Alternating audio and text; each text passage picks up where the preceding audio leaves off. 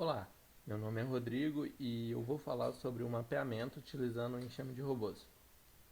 Esse trabalho visa explorar principalmente as características emergentes do comportamento de um grupo de robô e também explorar o problema do mapeamento. A principal motivação em utilizar o enxame para mapeamento são suas características, que podem ser bem úteis nesse problema. Os robôs eles são mais simples, a tomada de decisão é individual, então o processo é descentralizado, o que permite uma boa escalabilidade, dentre outras características. O objetivo então é, dado um conjunto de robôs e um ambiente a ser mapeado, a gente conseguir realizar o mapeamento e criar um mapa final com as características dos obstáculos presentes. A metodologia vai utilizar o algoritmo de Occupancy Grid e modelos de exploração utilizando enxame de robôs. O algoritmo de Occupancy Grid é um algoritmo que divide o ambiente em diversas posições, cada posição seria um quadradinho, e esse grid contém uma probabilidade de ocupação ou não que vai convergir ao longo das observações realizadas no ambiente. O modelo de exploração ele vai utilizar robôs que realizam suas ações de forma independente e atualizam um mapa global. Os robôs eles têm restrições. O sensor utilizado é um laser de raio pequeno e ele também coleta poucas amostras, somente em algumas direções em seu entorno. E também ele não consegue detectar se é um robô obstáculo. Então, tudo que ele detectar pelo laser é considerado um obstáculo.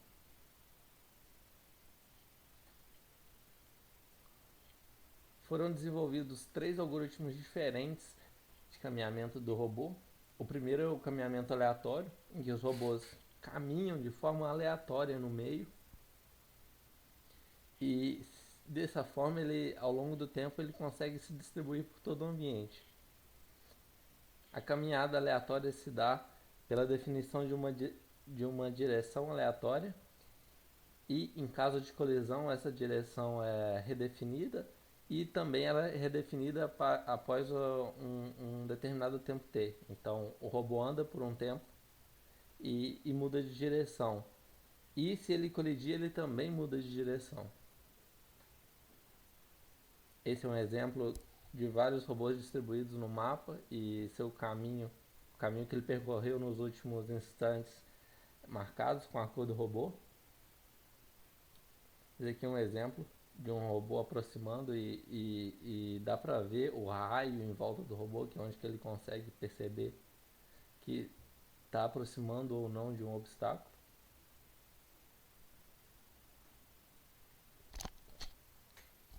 O segundo modelo de caminhada é uma mistura do primeiro modelo com a ideia de seguir obstáculos. Assim, o robô se desloca aleatoriamente pelo ambiente e quando o robô encontra um obstáculo, ele pode começar a segui-lo. Depois de um tempo, então, o robô volta a se deslocar aleatoriamente.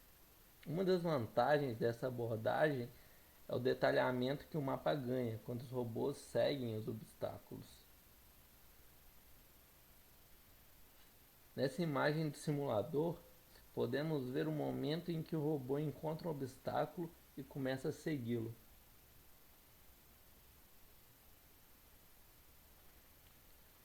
No último modelo utilizado, o caminhamento aleatório é combinado com o conceito de proximidade dos agentes, o flocking.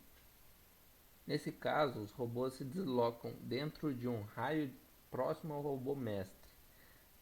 Esse robô mestre se desloca então para as regiões que ainda precisam ser exploradas, controlando assim o deslocamento de todo o enxame. A vantagem desse modelo é que a região em torno do agente principal é explorada com mais detalhes. Na imagem da simulação, podemos perceber a concentração do enxame próximo a uma única região.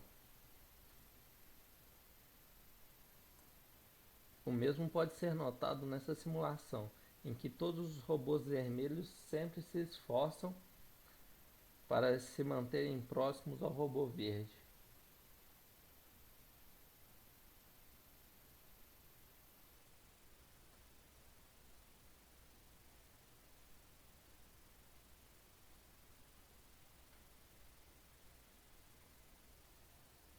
A implementação da metodologia foi feita em Python, utilizando o framework ROS e o ambiente de simulação Stage.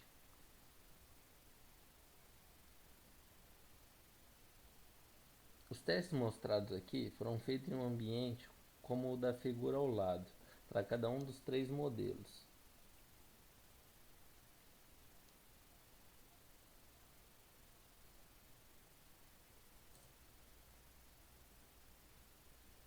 No teste de caminhada aleatória, podemos perceber que os robôs se distribuem rapidamente pelo ambiente e que a probabilidade de ocupação vai sempre convergindo ao longo do tempo, melhorando sempre a precisão do mapa.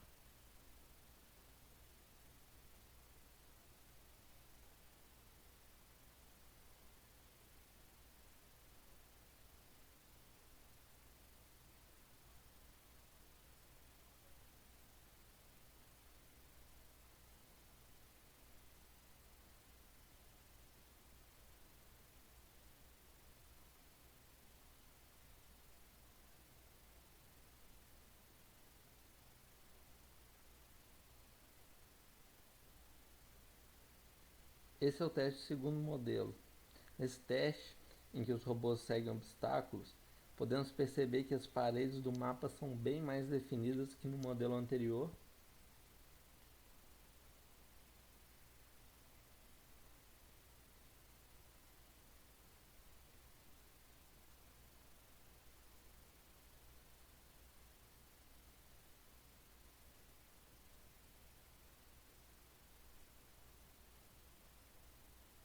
É possível notar que nem todas as vezes que os robôs encontram algum obstáculo, eles seguem esse obstáculo.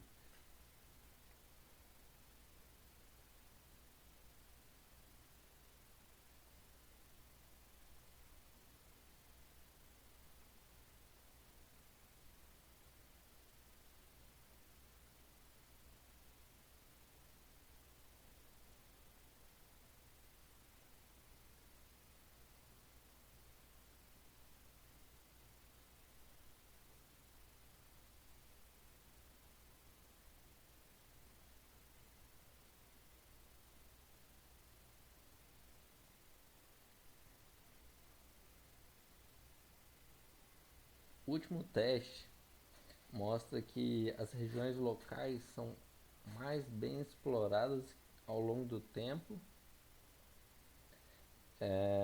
em que o enxame percorre todo o ambiente. É possível notar o comportamento de flocking dos robôs, mesmo se o deslocamento de forma aleatória dentro do raio estipulado.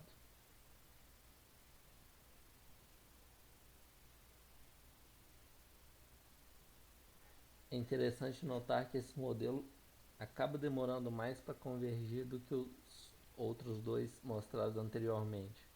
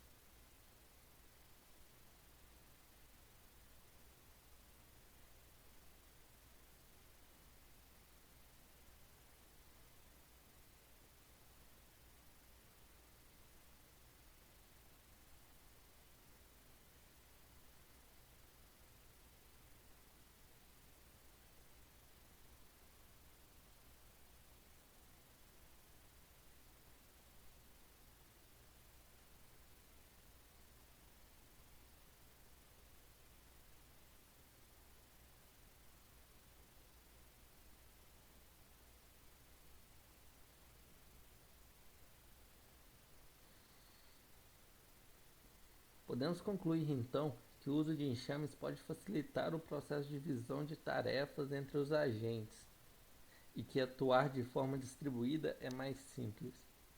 Os resultados obtidos nos três casos foram satisfatórios e que cada modelo tem características que os tornam diferentes nos mais variados cenários. Por fim, gostaria de agradecer. Quaisquer dúvidas podem ser enviadas por e-mail e o código utilizado se encontra no repositório do GitHub, com o link descrito no vídeo. Até mais.